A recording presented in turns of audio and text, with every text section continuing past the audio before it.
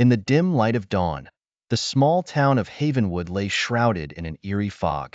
It was a place where the mundane and the supernatural intertwined, and today, its residents were about to face something beyond their wildest imaginings.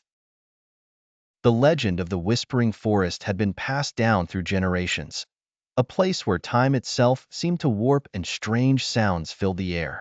It was said that those who ventured too deep into its depths were never seen again. But for years, the townsfolk had dismissed it as mere folklore, until the events of the past week. It all began with Sarah Lawson, a local journalist with a penchant for debunking myths. Intrigued by the Whispering Forest's unsettling reputation, she decided to investigate.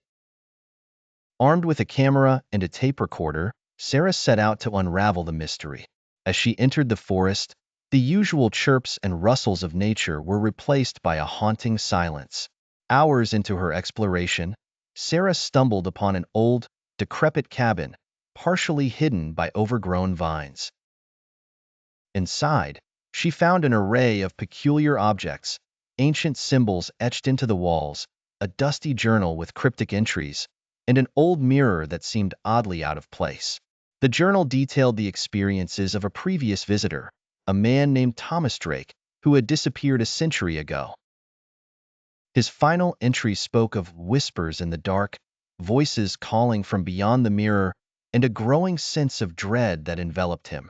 As Sarah read aloud from the journal, the temperature in the cabin plummeted. The air grew thick with an oppressive presence.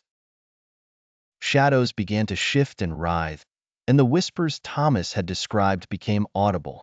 They were not just whispers but agonized cries for help, pleading with Sarah to leave before it was too late. Suddenly, the mirror's surface rippled, and Sarah saw her own reflection change. Her reflection appeared as a gaunt, hollow-eyed figure, and it began to move independently, reaching out from within the glass.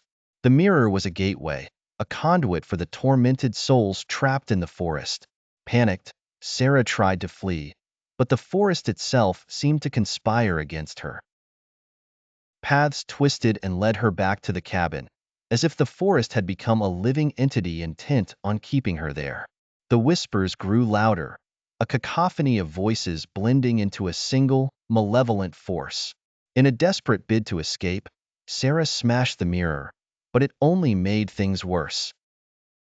The whispers became deafening, and ghostly apparitions of those who had vanished before began to materialize around her, their eyes pleading for release. Finally, in a moment of clarity amidst the chaos, Sarah realized that the only way to escape was to destroy the source of the whispers. The journal. As she set it ablaze, the spirits let out one final, anguished wail before disappearing. The forest seemed to breathe a sigh of relief, and the paths began to clear. Sarah stumbled out of the forest, shaken but alive. She never spoke of her experience, and the cabin and journal were never found again. The Whispering Forest remained as enigmatic and dangerous as ever, a place where reality and nightmare melded into an ever-present threat.